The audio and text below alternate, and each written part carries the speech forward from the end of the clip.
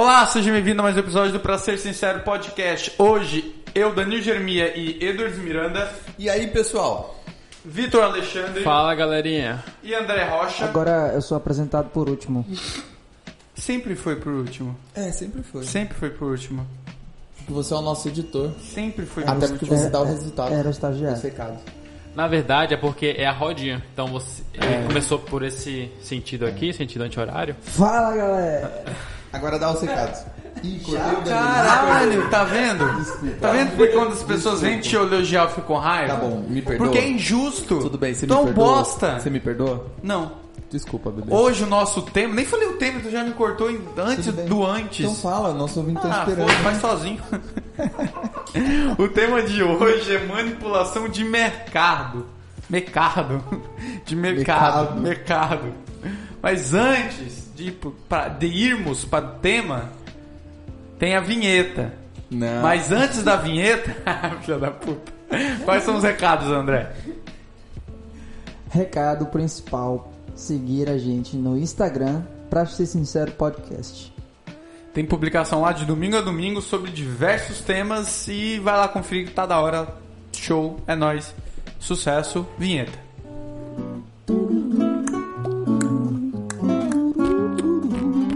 Muito bem.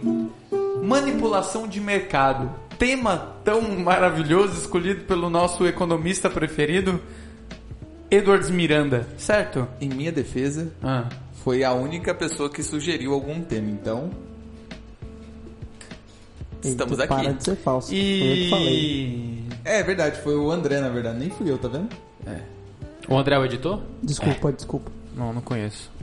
Não, mas convenhamos que é o assunto da semana, né? Todo mundo tá falando E disso. por que é o assunto da semana? Você poderia introduzir o tema, Você tem o Twitter? host. É que é ele que faz as coisas. Você poderia introduzir, falar sobre... A única coisa que eu tô com vontade de introduzir hoje é a minha mão na cara de cada um de vocês. Cara, então, eu acho que isso foge um pouco do tema. Foge bastante, na verdade.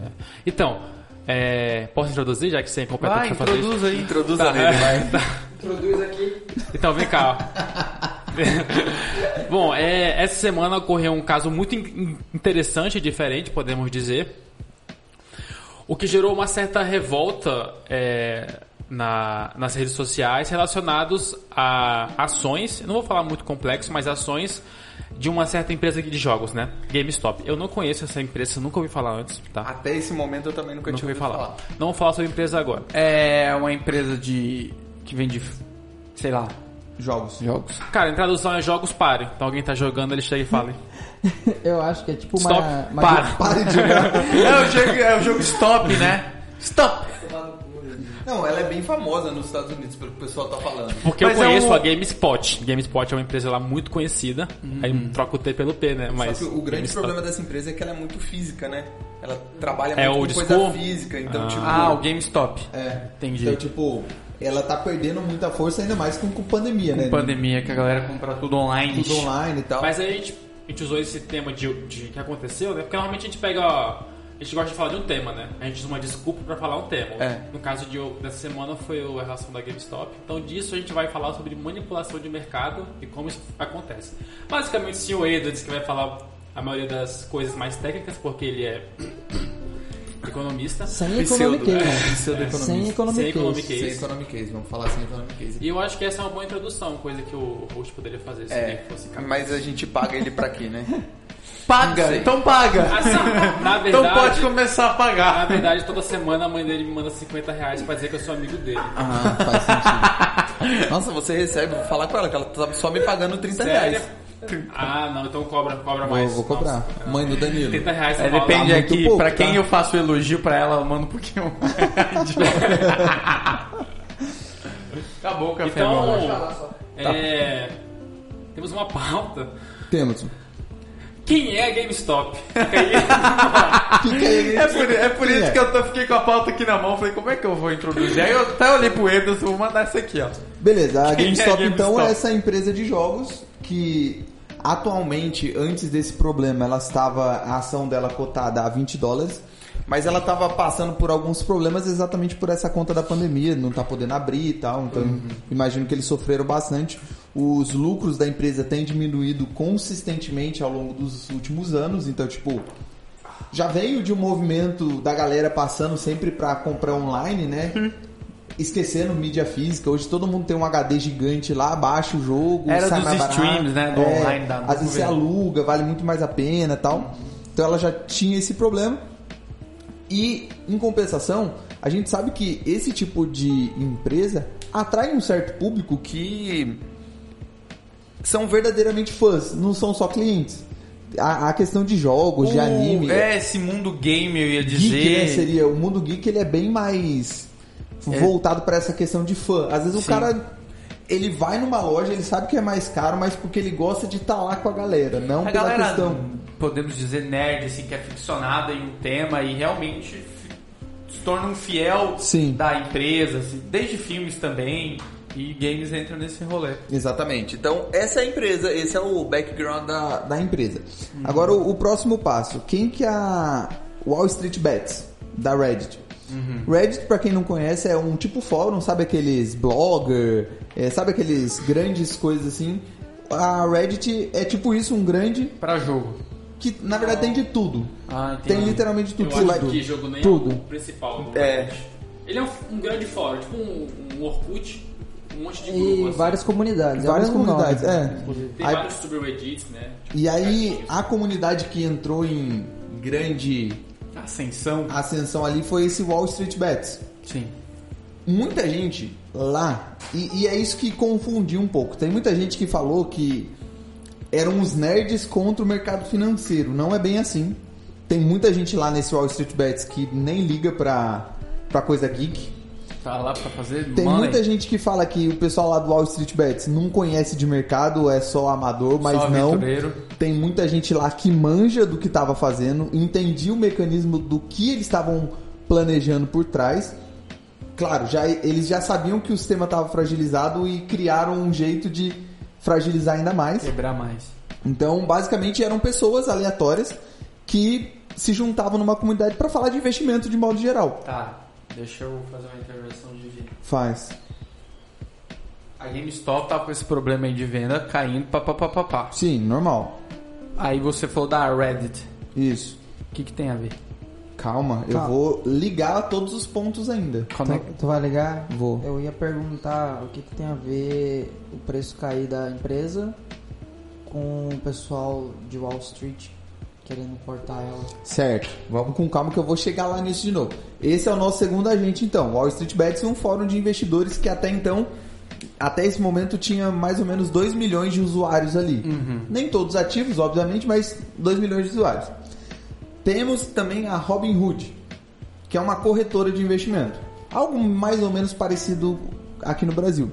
Só que ela revolucionou o mercado americano porque ela supostamente foi a primeira corretora dos Estados Unidos a cobrar 0 de corretagem para qualquer coisa.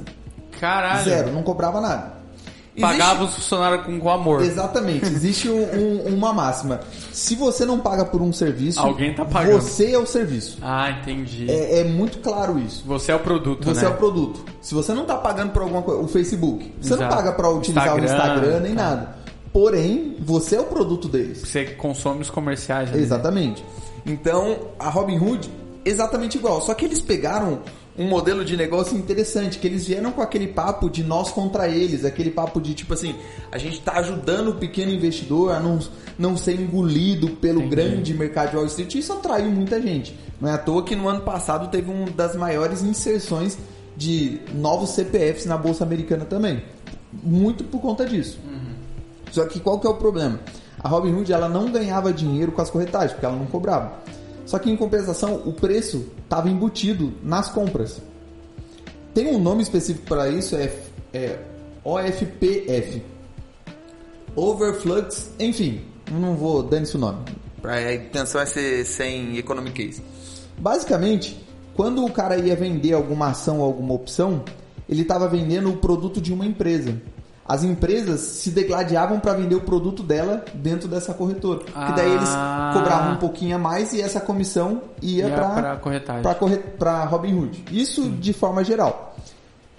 Quem que está por trás dessa Robinhood? que é chamado de cleaner, que são empresas que, vamos dizer assim, elas sustentam esse negócio. O broker, ele é só como se fosse um intermediador, que é essa corretora. Quem? A corretora, o broker, que é chamado, ela é só um intermediador. Só ok.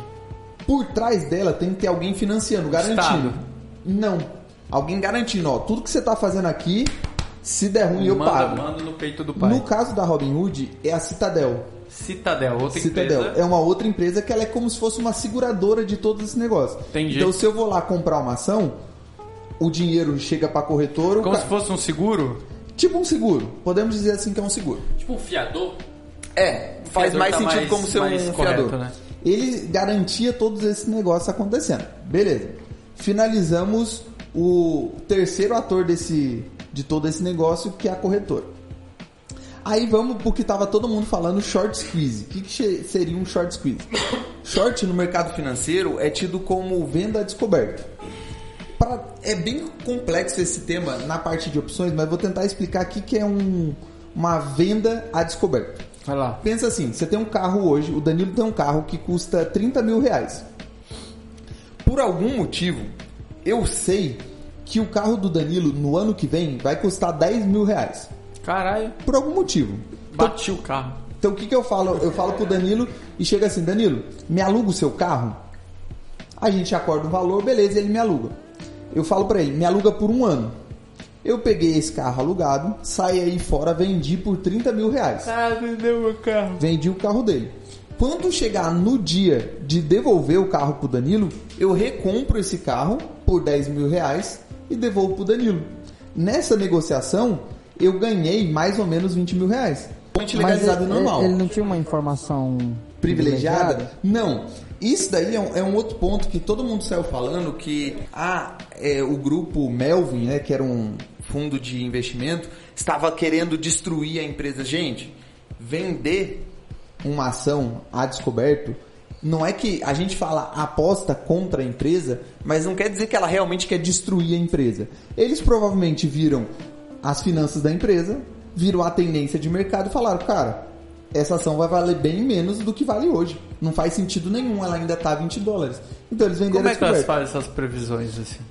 Você vai pegar ali a expectativa de lucro da empresa, você vai pegar... tem um estudo, tem uma análise. Toda uma análise por trás. Entendi. Você vai falar assim, tipo, cara, tá todo mundo... As empresas de streaming estão aumentando... Há uma tendência aí pro digital e ela ficou, né? Ela ficou no lugar. Então, tipo, muito provavelmente com esse ano ainda não tendo vacinação pra todo mundo, eles vão valer bem menos. Então, eu vou vender essa ação. Eles fizeram isso.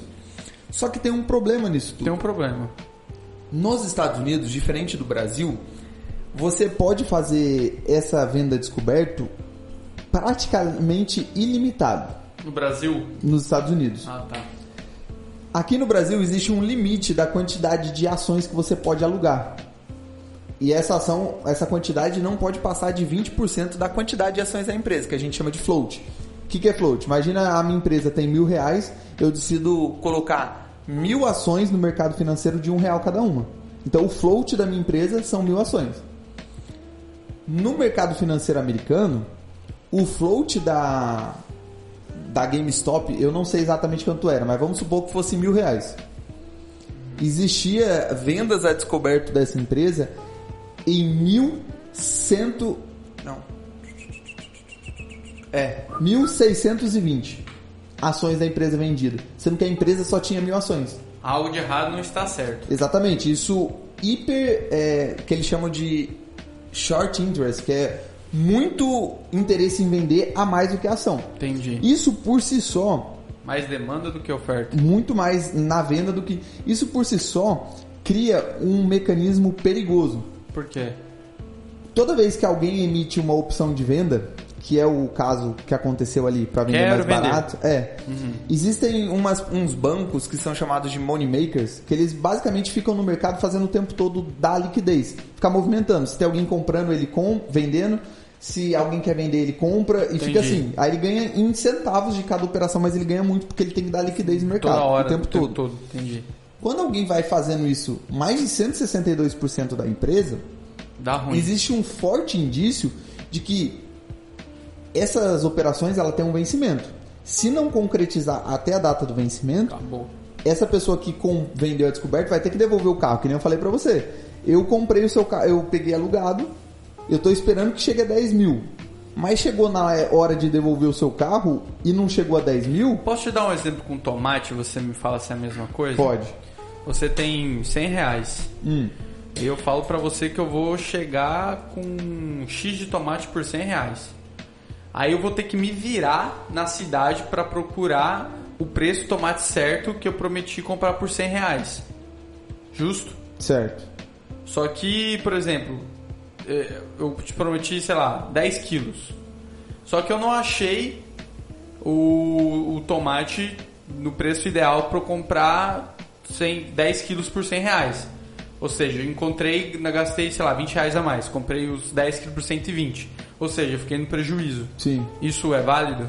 É mais ou menos a mesma coisa. Porque, por exemplo, se eu sair e achar o tomate por um preço menor, eu fico com a diferença dos 100 reais. Isso, você Ou ganha. seja, se eu conseguir um tomate por, sei lá, 10 quilos por 50, eu fiquei com 50 reais pra mim e prometi os 10 quilos por 100 reais, Sim. toma aí. Isso é... É mais... Quase isso? Quase isso. De certa forma é isso. Está bem relacionado à questão do carro que eu falei, mas isso daí se assemelha também. Tá bom. Então, tipo, Então eu entendi. Esse short squeeze, o grande problema dele é que quando tem muita pessoa vendida, se chegar no vencimento, todas essas pessoas que estavam vendidas vão ter que recomprar ação para devolver pro dono. Que é o caso do carro. Imagina, chega no ano que vem, eu tenho que te devolver o carro. Só que não chegou a 10 mil reais. Eu vou ter que recomprar o carro ao preço que tiver para te devolver. Nisso eu posso tomar um prejuízo. Só que nesse momento de compra, força muito a compra e oferta e demanda. O mercado financeiro funciona assim: se tem muita gente comprando, o preço aumenta. Se tem muita gente vendendo, o preço cai. Justo. Então esse evento short squeeze acaba sendo um pouco... sempre correndo o risco de acontecer. Beleza. O que o pessoal do Wall Street Bets iniciou? Eles, na verdade, iniciaram um movimento, mas não foram eles os causadores. O que eles viram? Eles viram, tinha um fundo de investimento altamente vendido, em 162% da ação, estavam vendendo muito. Eles falaram, vamos recomprar a ação só de zoeira? Bora! Só que eles não compraram só a ação, eles começaram a comprar a ação da empresa para aumentar o preço, começaram a fazer opções de compra, ou seja, eles estavam apostando no crescimento da empresa, e quando você vai fazendo isso, foi entrando outros grandes players no mercado. Daqui a algumas semanas a gente provavelmente vai descobrir que outras pessoas grandes, outros fundos grandes entraram nessa também. E principalmente, o sistema americano, ele é tudo automatizado. E nessa questão de opções do mercado derivativo, ele faz um mecanismo de criar liquidez o tempo todo. Então, tipo, se tem alguém comprando opção de compra, existe alguém do outro lado comprando ações da empresa, porque ele tem que garantir aquilo. Então, tipo, começou a forçar o preço da ação muito para cima. E aí foi o que aconteceu do fundo Melvin perder 13 bilhões em algumas semanas, especificamente. Eu não entendi essa parte que o fundo Melvin perde dinheiro. Então, eles tinham lá, a ação estava $20. Eles compraram, vamos supor que você tinha essa ação. Eles chegaram em você e falaram assim: André, me aluga a sua ação? Aí você falou, beleza, eu te alugo. Daqui, no final do mês, eu te devolvo ela. Simples assim. Nisso, eles esperavam que o preço da ação caísse. Só que quando o preço da ação não caiu, mas ele continuou subindo, eles tiveram que recomprar essa ação para te devolver. Quando eles recompram essa ação a um preço de $300, eles perderam aí tipo $280 por ação, tá ligado? Então, usando o exemplo do tomate dele... Obrigado. Então, vamos supor que tá na cidade, aí, Edwards, vou ter que te dar aí 10 quilos, você me paga 100zão. Só que alguém meio que descobriu isso, ou toda a cidade descobriu isso, e todo mundo, alguém, no caso de todo mundo, comprou todo o tomate da cidade e tava vendendo a R$500 o tomate. Eu tinha que vender pra tia 100, você então teve que... eu fui obrigado a pegar 500, porque alguém que não gosta de mim, provavelmente... Sim, e você tinha que me devolver esse tomate a R$100. Por causa do contrato, né? É, exatamente. Então eu fiquei em 4 Aí reais tu descobre que quem comprou os tomates por quentão foi o... Aí no caso quem comprou o tomate a 500, em certo modo, foi o pessoal do Reddit, digamos assim, né? Foi o movimento que eles iniciaram. Que né? comprou todos os tomates. É. Eles iniciaram esse movimento. Mas eles não são bem os causadores, mas é mais ou menos isso mesmo. Ah, tá. Aí essa Melvin, esse fundo de investimento, assumiu prejuízo de 13 bilhões. Só que o que muita gente estava comemorando, felizão ali da vida, que tipo, é os pequenos contra os grandes investidores, eles não entenderam o mercado, que tem muita... Tipo assim, a gente é libertário, né? A gente realmente sabe que o mercado financeiro existe muita manipulação por conta de bancos centrais, enfim. Só que muita gente estava achando que isso é algo bom. Só que lembra da Citadel que eu falei para vocês, que é a que financia a Robinhood? Uhum. Foi ela que financiou o Banco Melvin a não quebrar. O Banco Melvin estava com 13 bilhões de prejuízo, eles estavam com o risco de quebrar. Quanto? 13 bilhões. 13 bi de prejuízo nessa operação. Aí a Citadel foi lá, falou assim, ó, toma 3 bi para você manter a liquidez e ir jogando essa dívida para frente. Ou seja, rolagem, ou seja, o pessoal que estava achando que ia quebrar a empresa do mercado financeiro, eles ajudaram com todas essas operações dele a financiar o banco a se manter no negócio. Então, tipo, não... Tipo um cassino, a casa sempre ganha. Em outras palavras, tem até, eu acho que é um ditado, né? Você pode ser bullish ou você pode ser bearish. O importante é que todo mundo ganha, o otário que perde dinheiro. Tipo, você pode ser um cara que acredita na alta, você pode ser um cara que acredita na baixa. Você sempre vai ganhar dinheiro. Os otários vão perder. Tá certo, então. Porque sempre tem um otário perdendo. Sempre vai ter otário, gente que não entende disso. O mercado precisa, né? Dos otários também. Precisa também. Só que essa questão da... Só existe malandro que tem otário, né? Sim. Só que essa questão assim de... O porquê que ficou tão fácil esse movimento? Vamos lá. Por quê?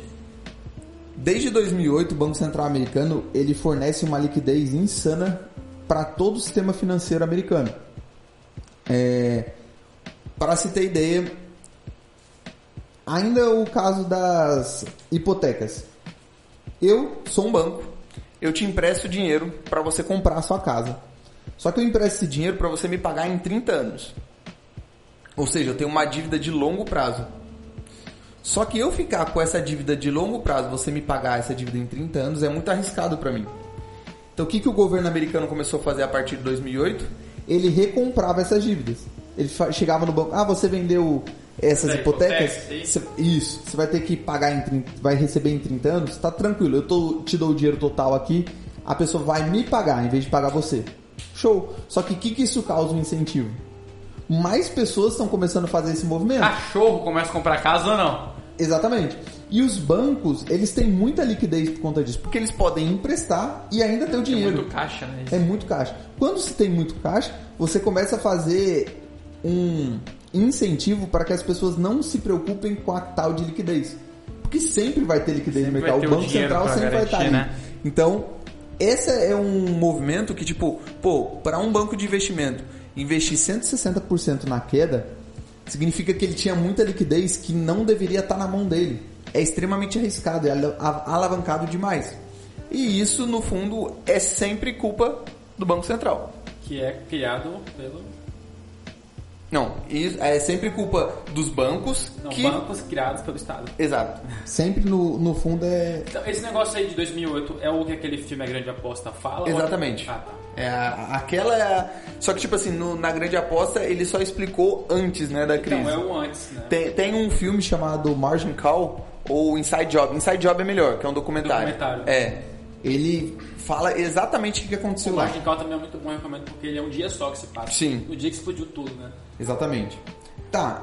Então, teve esse bafafá, muita gente ganhou dinheiro, teve gente que ficou milionário nesse evento. Teve até um caso legal, assim, sempre existem histórias boas. Teve um cara que investiu 5 mil nesse meio do movimento, ele fez 5 milhões e ele tá pagando o tratamento de câncer terminal da irmã dele, se eu não me engano. Foi 1000 vezes? Foi 1000 vezes. Porque, tipo assim, a ação subiu de 20 para 300, mas quando você opera opções, é tipo muito mais por cento. Uma opção é como se você estivesse operando, se não me engano, 1000 ações. Então, tipo, se você tiver 2 opções, é como se você estivesse operando 2000 ações. E, tipo, nível infinito. Então, muita gente ficou milionária. Só que sempre tem aquela galera que foi pelo efeito manada. Depois ainda teve Elon Musk ajudando nisso. Um monte de celebridade ficou tudo nesse away de tipo, comprem isso, vamos quebrar o mercado financeiro. Só que eles não estão entendendo que, primeiro, se você quebra o mercado financeiro, você está quebrando você mesmo. Essa é a maior desculpa que o Estado dá para proteger banco, mas ao mesmo tempo é uma desculpa válida. Infelizmente. Porque assim, eles dão tudo pro banco, os bancos vão lá, têm liberdade para fazer lucro à vontade. Só que o sistema tá tão dependente desses bancos que esses bancos não podem quebrar, porque se eles quebrar, ferra todo mundo. Um jogo de dominó lá. É um efeito dominó. Porque se eu sou um banco quebra, eu tinha um monte de dívida com você. Então, eu passo a te dever, você quebra, porque ninguém vai te pagar. O André tinha um monte de dívida com você, então... Aí são um monte de banco que deve outro. Isso, é totalmente ligado isso. Então, no fundo, os governos, eles não têm interesse em deixar bancos quebrarem, porque senão rui o sistema inteiro e no final a população se ferra. Então eles criaram um problema... Eles criaram um problema e eles têm que... Isso é um ciclo, então vai, ciclo. tipo, sempre vai... Sim. O Estado sempre vai salvar, então, sempre. pra não dar merda muito. E isso é o que o pessoal fala de problema moral do mercado financeiro. Porque bancos... Do capitalismo. Mas é mais específico do sistema financeiro. Entendi. Porque o capitalismo, ele requer que você pode ter lucro à vontade, mas você tem responsabilidade. Se você tiver seu prejuízo, o problema é seu, filhão. Só que no mercado financeiro é diferente. Se você tiver seu lucro, legal. Só que se você tiver seu prejuízo, é nosso prejuízo. Dá um risco moral aí porque você cria incentivo para as pessoas serem responsáveis. Sempre. O tempo todo. E quais são as preocupações e implicações disso?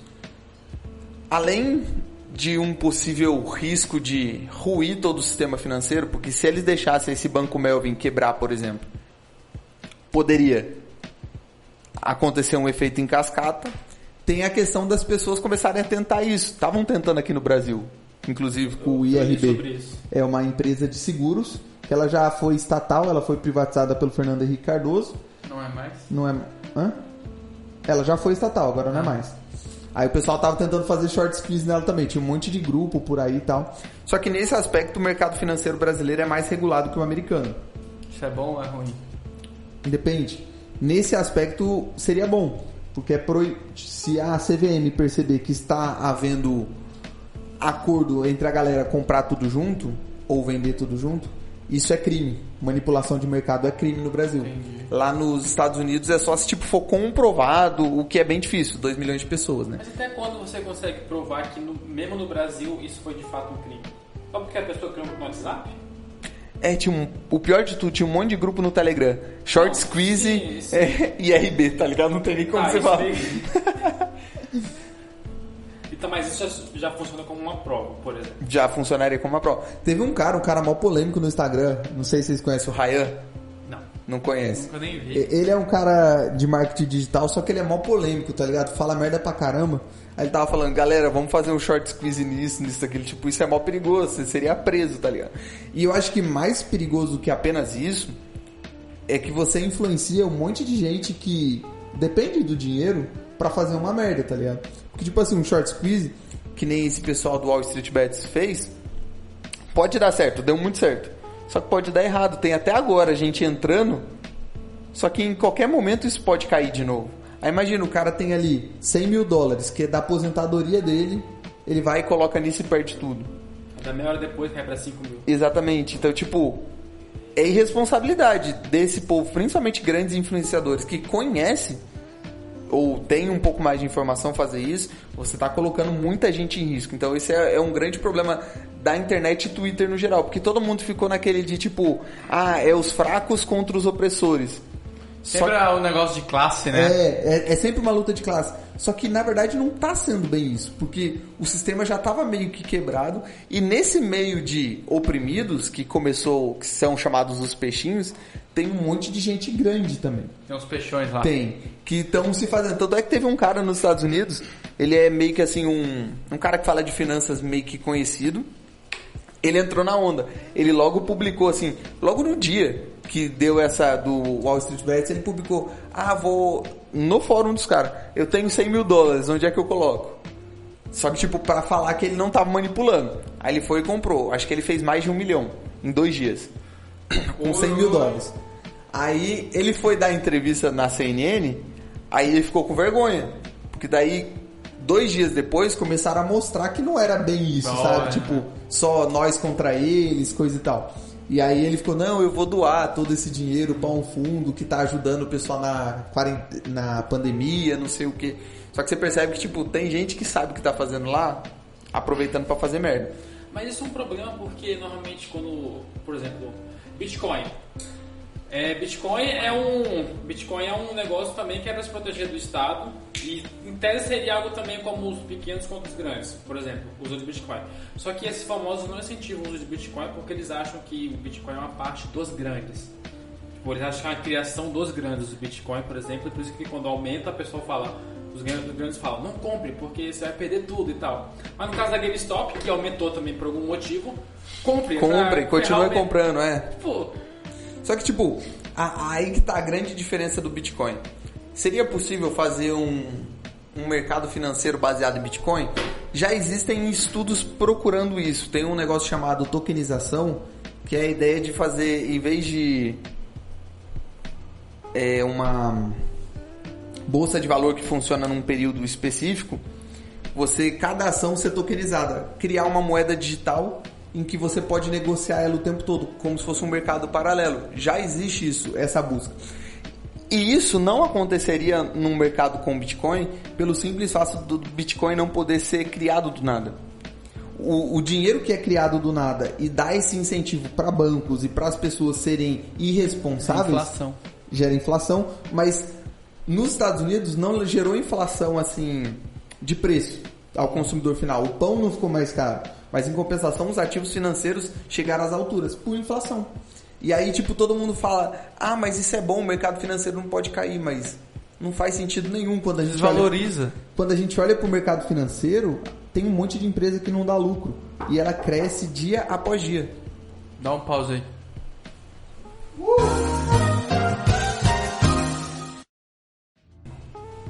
E Edwards, mas você estava falando sobre esse negócio de Bitcoin, mas o grande uau do negócio não seria blockchain, não Bitcoin em si? A grande sacada do Bitcoin, o principal é a blockchain, que ele tem aplicações quase que limitadas, né? Serve para tudo. Tanto é que hoje, se alguém quiser investir em blockchain, você encontra fundos de investimento que aplicam somente na blockchain para melhorar esse sistema. Então, sim, o principal é blockchain, só que o Bitcoin é o principal carro-chefe da blockchain atualmente. E é uma moeda. O que o mundo precisa atualmente é ter uma moeda de verdade. Esse é o grande problema. Situações assim só acontecem porque o tempo todo o Banco Central ele vai criar dinheiro para sustentar a galera. Aí eu tava até comentando aqui em off com o Vitor. Tipo, por que todo mundo reclama dos governos financiarem os bancos caso dê uma quebradeira? Isso é ruim? Só que ao mesmo tempo, se ele deixar quebrar, no dia seguinte vai ter um monte de gente aposentada que não vai receber o seu seguro. Porque tem um monte de fundo de investimento que tem seu dinheiro nesses bancos. E esses bancos saem emprestando para todo mundo.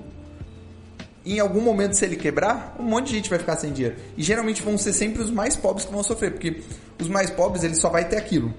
Entendi. Guardado de dinheiro. Agora, mais rico tem ali. Às vezes tem investimento em ouro. Tem uma carteira diversificada. Isso, tem vários lugares, tem isso, tem aquilo que ele consegue se proteger. Ele sabe como é que fazer dinheiro. O pobre não. Então, o que um governo, vamos supor, colocar o chapéu estatista ali, que ele deveria existir. Ele deveria criar regras para que o banco não usasse mais do que o 100% do dinheiro. Que parece ser algo básico, tá ligado? Parece ser algo lógico, assim. Deveria ser algo bem simples, só que na cabeça da maior parte dos economistas isso não é lógico. Se eu coloco R$1 dentro do banco, para ter disponível 24 horas por dia, aquele banco deveria ter R$1 em caixa. É o mínimo. Só que não é isso que acontece. Os bancos... Mas não é exatamente não ter e poder emprestar mais do que tem o que faz o negócio girar? Faz o negócio girar. Só que você começa a criar fragilidades no sistema. Instabilidade. Porque é totalmente possível você, por exemplo... Eu quero ter todo mundo pegar emprestado uma vez só e não pagar. Tanto é que banco tem uma lei... Aqui no Brasil especificamente isso, mas em outros lugares também. Banco... Se ele decidir, ele pode criar um feriado bancário. Para não abrir o banco. Ele só precisa ligar para o Banco Central e falar, eu quero feriado bancário. Isso já aconteceu no Brasil. Em alguns casos, mas quando... Peraí. O que é um feriado bancário, velho? É basicamente o banco não funcionar. Por que eu tenho que ir lá, ligar lá? Qual é a vantagem de ter um feriado bancário? A vantagem disso é as pessoas não poderem sacar o dinheiro. Ah, mas os caixas nem isso vai estar funcionando? É o dinheiro que tem no caixa e pronto. Ah, entendi. Se acabar o que tem ali, eu não vou repor nem a porra. É feriado bancário, só repõe amanhã. Eu Só quero que uma semana, isso é por favor. importante. Que nem eu tava falando. Se eu colocar R$1 no banco, esse R$1 não vai ficar dentro do banco. Vai ficar no máximo aqui no Brasil 20 centavos. Porque, né, o imposto. Não, que é reserva fracionária. Sim. Esses outros 80 centavos o banco pode sair emprestando por aí. Pá. Só que você não concorda comigo que se eu era para ter R$1, eu só tenho 20 centavos? Se todo mundo for no banco junto pra sacar o dinheiro, não vai ter esse dinheiro? Não vai ter, não. Não vai ter. Isso é chamado de corrida bancária. Então, se o banco tiver medo de uma corrida bancária, ele fala, Feriado. hoje feriado bancário. Entendi. E ninguém pega o seu dinheiro. Pode crer. Aí tomou no cu, né? Que se eu preciso de dinheiro pra comprar arroz, pau no meu cu. Entuba. Isso aconteceu recentemente, em 2000... Recente, né? Acho que foi 2009 ou 2008. Foi lá na Inglaterra isso aconteceu. Caralho. Uma galera descobriu que um banco tava com risco de quebrar. Saiu todo mundo correndo É a pelo lógica, banco. né? Vou É a pegar o lógica. que tem Eu ainda. vou pegar antes que ele quebre e fique com o meu dinheiro. Dito e feito, quebrou o banco. Porque foi... E tipo, a verdade é que não precisa de todo mundo, tá? Se for uma quantidade de pessoas consideráveis, já não tem dinheiro suficiente, o banco quebra. Legal. E isso é um grande problema. Agora, se os bancos centrais e governos tivessem realmente interesse em resolver esse sistema, eles impediriam que bancos fizessem isso. Só que por que eles não impedem? Porque eles ganham muito dinheiro com esse sistema também. E qual é a expectativa, tipo, de solucionar esse problema? Atualmente não existe. De verdade não existe. Porque se você, hoje, no sistema que a gente tem hoje, se o Banco Central americano dissesse assim, ó, a partir de hoje, a gente não vai criar mais dinheiro do nada, acabou. Tá. É o dinheiro que tem, ninguém mais vai mexer. A gente só vai trocar as notas para repor ela. Não vai fazer mais nada. Ou seja, não tem mais risco de inflacionar De o que inflacionar já tá. o que já tem. Só reduzir. E Como é que você reduz a inflação? Parando de imprimir dinheiro é uma boa. É o primeiro passo. Primeiro passo. Na verdade, é a única forma, assim, estrutural de parar a inflação. O restante é momentâneo. Tipo, você pode aumentar juros, você pode tabelar preço, só que é tudo momentâneo. A inflação em si tem algum benefício? Não. Mas 95% dos economistas vão falar que sim. Mas Fudeu, eu digo que não. 5%. Os outros 5%, 3% é louco e 2% é austríaco. Qual que é você? O louco. Qual que é a vantagem? Então, Qual é a dos 95%? O que eles falam da vantagem do Unicamp. eles simplesmente dizem assim: Estimula o consumo. dinheiro, ele precisa crescer na mesma taxa que a economia cresce na cabeça deles. Na cabeça deles. Na cabeça deles. Porque eles têm medo de uma coisa chamada deflação. Deflação é pior que inflação. Deflação é o contrário de inflação. Enquanto inflação, o preço aumenta, deflação, o preço cai. Entendi. Porque na cabeça deles Não é pode assim. cair as coisas? Então, não, na cabeça deles não. Porque Não se, pode. por exemplo, esse café hoje custa R$5. Por isso que a gasolina nunca desce. Sempre Nunca sobe. vai descer. Ó, esse café custa R$5. Sim. Na cabeça deles, se eu souber que o preço tá caindo, amanhã tá 4, depois tá 3, Imprime dinheiro, pelo amor de eu Deus. vou segurar, eu não vou comprar esse café pra deixar pra comprar Isso não é amanhã ou crime? depois. Calma. Fazer estoque? Não. Não? A não ser que você queira manipular o mercado. Aí, You get it. esse café custa R$5. Agora. Se tiver Get uma it, expectativa de 3, 2, 1, na cabeça deles, todo mundo vai parar de comprar para esperar pegar o preço mais baixo possível. E nesse meio tempo, empresas vão perder seus lucros, vão demitir pessoas, empresas vão quebrar, pessoas vão ficar sem renda, vão esperar mais tempo. E isso é um ciclo que eles chamam de espiral deflacionária e no fim o mundo acaba. Na cabeça tipo o Ragnarok, deles, né? Na cabeça deles é literalmente assim que acontece. Eles esquecem que, tipo, não é porque eu acho que amanhã o café vai estar mais barato Que ele vai. que ele vai e que eu vou deixar de tomar café hoje. Existem coisas que alguns... Isso não é meio errado tentar prever o comportamento de um produto? Ou de qualquer coisa? Isso é bem comum, na real. Na verdade, isso é bem comum pra gente que é ser humano. Tentar prever, né? A gente tenta encontrar padrões em tudo e a partir verdade. daquilo tenta prever alguma coisa. Mas sobretudo na economia faz algum sentido? Se você estiver tentando enxergar padrões, é válido, é legal. Agora você usar aqueles padrões para estipular isso vai acontecer no futuro para um errado. determinado segmento. Isso é errado. Talvez você consiga ali ver uma tendência. Se todo mundo começar a trabalhar, a renda do Brasil vai aumentar. Se todo mundo aumentar a produtividade, a gente vai crescer mais rápido. Isso é uma tendência. Entendi. Necessariamente vai acontecer? Não, existem outras coisas que podem ocorrer. Pode cair um meteoro no meio do Brasil e acabar com metade do Brasil. A produtividade não aumentou, então.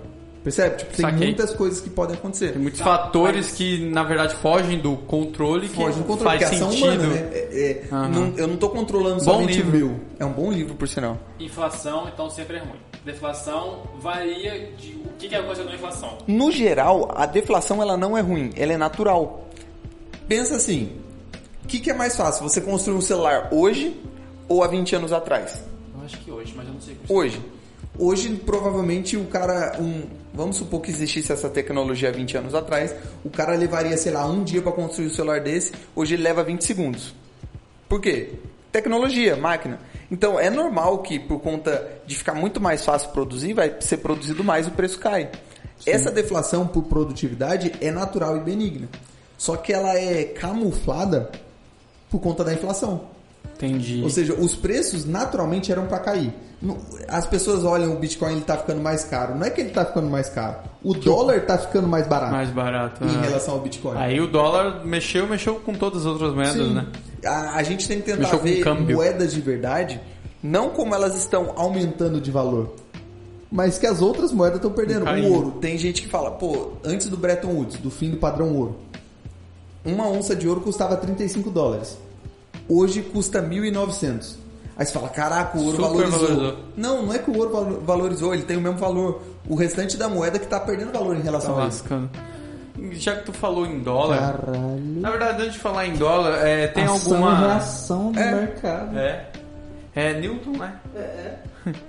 Por sinal, ele perdeu dinheiro numa... O Newton? Numa bolha das tulipas. Não sabia dessa história? Não, agora você vai contar. Foi no século... Não, eu tô ligado que tem um rolê das tulipas na Holanda. Foi na Holanda, exatamente. Viu? Eu tô ligado das tulipas na Holanda. Vão plantar tulipa, porque tulipa era cara pra caralho. E ela só aumentou de preço. De preço e no final cagou tudo. Acabou tudo. Ele ganhou muito dinheiro na primeira operação, aí ele falou... Stonks. Agora vem pro pai, pô. Investiu mais dinheiro, perdeu todo o dinheiro dele. Aí ele falou, apesar de conhecer todos os segredos do universo, ou grande parte dos segredos do universo... A economia é algo que eu não me aventuro, alguma coisa assim, tá ligado? Ele perdeu muito dinheiro com isso. Deixa quieto a galera aí. Eu tava vendo, acho que é uma frase dele. Eu posso prever o movimento no dos astros. Dos astros, mas não das massas. Não tem assim. Um negócio assim, porque realmente... Aí depois disso que ele descobriu a gravidade, né? Descobriu, é ótimo. O que você ia perguntar? Na verdade. Inventou. Ele inventou, é dele. Patenteado. Não tinha. By Newton. Quando registrou lá na patente, todo mundo colou no chão. Gravidade, LTDA. A moral da história desse podcast, desse efeito... Tem um nome pra isso? Efeito manipulação de mercado? Feito... Cara, isso tá ligado a controle... Controle bancário. Efeito Estado. Mentira. Efeito Estado e efeito... Cara, eu gosto muito, mas ao mesmo tempo eu odeio. Por que eu não deixo essa empresa morrer? As redes sociais criaram uma coisa que é boa por um lado, mas é extremamente ruim para as outras. Não, cara, eu vejo redes sociais com mais benefício do que malefício. Sim, não, eu concordo com você. É mais benefício do que prejuízo.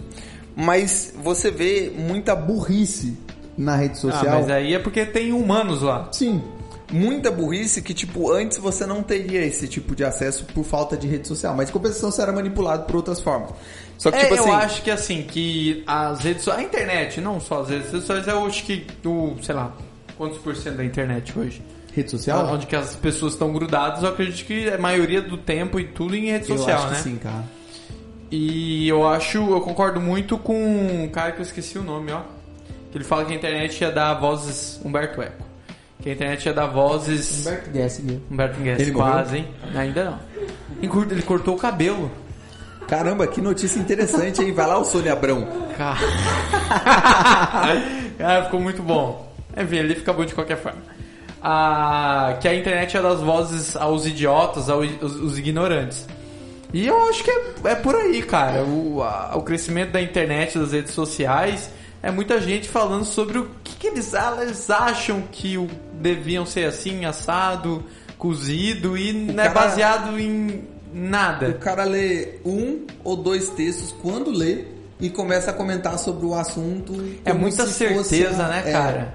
Cara, esse é o grande problema da rede social em geral. E eu posso falar, eu acho que mais pelo Twitter. O Instagram existe, mas é um pouco menos.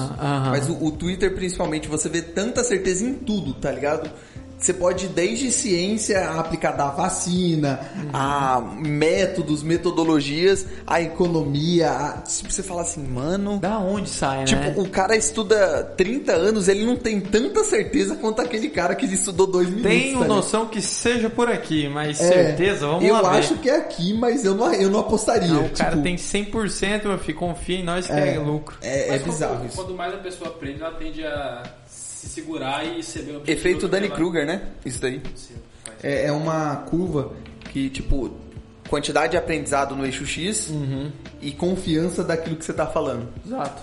Quanto menos conhecimento você tem daquilo, mais confiança você tem. É porque, tipo, você não tem conhecimento suficiente pra saber que você não tem noção do que você tá falando. Que você pode levar, né? Aí, à medida que você vai conhecendo mais coisas, essa confiança vai diminuindo, fica bem baixa, até que ela começa a subir de novo. Mas, tipo, nenhuma pessoa altamente experiente no assunto, ela consegue ter tanta confiança quanto alguém que não tem. É bizarro isso, né, cara? Ou seja, a ignorância é uma... Quem não tem tanto conhecimento tem mais confiança do que quem tem conhecimento. Pensa num cara que estudou 50 anos sobre um assunto. Ele não vai ter tanta confiança naquele assunto quanto alguém que não estudou nada, tá ligado? Leu 2... Ou seja, é basicamente um... Isso quando leu, né? É basicamente um confia no pai. Chega no pai, que tal? Confia. Cara, eu ia te perguntar a moral da história, se você tem uma. Tem. E a minha segunda pergunta é, temos Biden agora como o presidente dos Estados Unidos. O que a gente pode esperar no âmbito, nada a ver com o tema, mas já que você está estudando sistemas aí, tu é da área, o que se espera, assim? Que eu vi que ele começou a fazer um monte de medida, já que o dólar tá... Então, tá vamos indo lá. pro laxo. Eu vou responder dele primeiro, depois eu falo da... Beleza, cara, faz o que beleza? você quiser. O Biden, diferente do que muita gente pintou, ele não é tão radical assim quanto parece. Então, eu vi uma galera dizendo que ele tá mais para um conservador liberal do que de fato de esquerda, democrata, tipo banners lá, que é um meme muito bom. Se fosse no Brasil, ele seria um PSDB da vida. Tipo aquele cara meio esquerda. É o Fernando Henrique Cardoso, tá ligado? Isso, é o cara meio esquerda, mas nem muito pra lá, nem muito pra cá. Ele quer manter o establishment. Do jeito que tá. O status quo. O status quo ali, tranquilão. De boa. Essa é a ideia dele. Só que, pra ele ser eleito e derrubar o Trump, ele vendeu muito radicalismo. Então, algumas alas do Partido Democrata estão começando a cobrar esse radicalismo que ele vendeu. Então, ele já começou o governo dele com ódio. Sendo odiado pelos... republicanos e por ala dos democratas. E por uma parte dos democratas. Da parte econômica, ele tem feito muita coisa assim do campo social, que é para atender essa ala mais radical do Partido Democrata, tipo... Tem que investir mais em bem-estar social. Também, mas tipo, questão de... o Obamacare, né? O Trump tinha criado uma comissão para estudar a história dos Estados Unidos mais a fundo, ele acabou com essa comissão. Voltou no negócio de Paris lá, o acordo. Isso, voltou com o acordo de Paris. Né, falou que vai pagar não sei quantos para que os Estados Unidos pare de usar tanto de combustível, enfim. Então tem essa parte mais radical. Da parte econômica, ele não sabe muito bem o que está fazendo e isso me dá medo. Porque a equipe dele... Tem algumas pessoas que é muito do mercado financeiro de 2008 que se acostumou a ser ajudada pelo governo. Inclusive a secretária do Tesouro dele é a presidente do Banco Central de 2014 que disse que o Banco Central deveria poder comprar ações para sustentar o mercado. Eita porra, aí é bom, hein? Então, tipo, é perigoso. Que interferência gostosa, gostei. Então, assim, eu não sei se ele vai fazer isso. Entendi. Mas existe um indício de que, tipo, pô... Que as coisas melhorem pra mal. Num primeiro momento, isso vai melhorar a economia. Sim. Só que isso gera problemas. Tipo, pô, o Japão foi ótimo nesse momento em que o Banco Central começou a comprar de tudo. Só que depois é um país que não cresce. Simplesmente fica lá estagnado. Esse $2.000 que ele vai dar por família lá nos Estados Unidos também é perigoso. Nunca chegou tanto dinheiro na mão da população em si, assim, de graça. Isso pode gerar uma inflação gigante. Então, comprem criptomoedas, cara, de verdade. É sempre bom lembrar que todos os trilhões que foram impressos pelo Banco Americano na história, só no passado foi 20% do total, né? Sim, não é mais. Eu não tenho certeza se isso é no real ou no dólar. Mas eu vi um dado que 41% de todo o dinheiro no mundo hoje, eu acho que é do dólar, 41% foi impresso no ano passado. Coroi! Todo dia da história da humanidade. 41% foi no ano passado apenas. Aí é muito fácil comprar Bitcoin. Elon Musk ficar trilionário. Sim. Dinheiro aí pra pegar. Então, cara, quando a gente fala, aí vai a parte da moral. Todo esse sistema bancário, ele não tem uma perspectiva de ser consertado, porque simplesmente ia ruir a sociedade como a gente conhece hoje. Entendi. Se o cara decide, que nem eu tava falando, se ele decide, não vou criar mais dinheiro do nada, banco não vai poder mais fazer reserva fracionada, que é aquele de tipo, emprestar grande parte do dinheiro que ele tem em caixa, ele só vai poder emprestar aquilo que ele acordou com o cliente que ia emprestar. A partir daquilo a sociedade como a gente acredita ia morrer. Claro, depois de um tempo ia voltar, mas num primeiro momento ia quebrar muita gente, porque toda essa expansão é que nem você esticar um elástico. Ele tem a elasticidade dele. Só que se você estica muito, quando volta, ele não volta ao normal. Porque você esticou acima do normal, tá ligado? Então, é mais ou menos assim que é a economia. Se hoje parasse, ia ficar uma coisa meio disfuncional por um tempo. Então, criptomoedas não é uma questão de doido, de acreditar... Mas, cara, isso nem existe, desculpa. Criptomoeda? Segundo a escola econômica Clássica. campinense. Criptomoedas para algumas pessoas não são bolha, moedas, né? É, tipo, cara, de verdade. Cilada, Bino. É só você ver nos últimos 10 anos, você tem total noção de quanto que a moeda vai crescer. Em questão de quantidade, você sabe que daqui a 10 anos ela vai crescer tanto. E isso aí não é valuation? Oi? Prever o futuro? Não, isso aí é a criptografia dela permite ela ser minerada numa certa quantidade. E ela vai ter um limite. Quando chegar nesse limite, acabou, é aquilo lá. E uma coisa que muita gente não tá fazendo é... Tem ali aquelas pessoas brigando para fazer um day trade de criptomoedas, tipo, eu vou comprar mais caro e vender mais baixo. Só que o que eles não estão enxergando é que grande parte dos grandes players do mundo e do mercado tá começando a comprar e tirar a criptomoeda de circulação, guardar.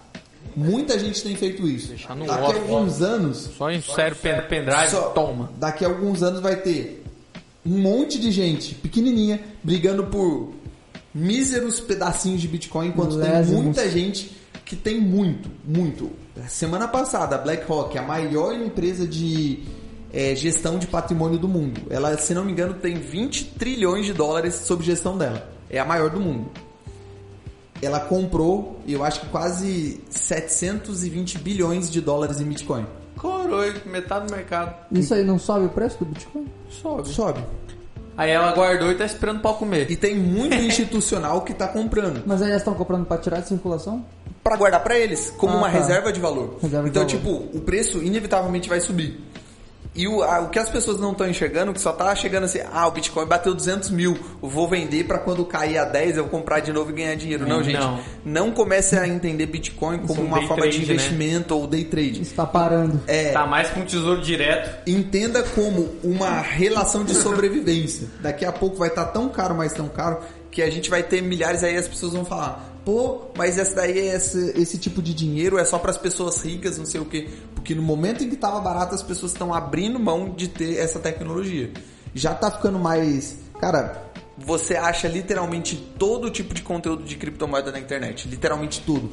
Já foi uma coisa de nerd, já foi uma coisa pesada de entender, hoje é uma coisa extremamente natural. Então, pelo menos gaste 10 minutos por dia lendo alguma coisa sobre criptomoeda e comece nem que seja com R$10. Mas comece. R$100 eu tava pensando, desculpa. Então, R$100. Se alguém não quer saber de investimento, não quer pensar nisso, R$100 dá. Dá? Geralmente é só a taxa, pô.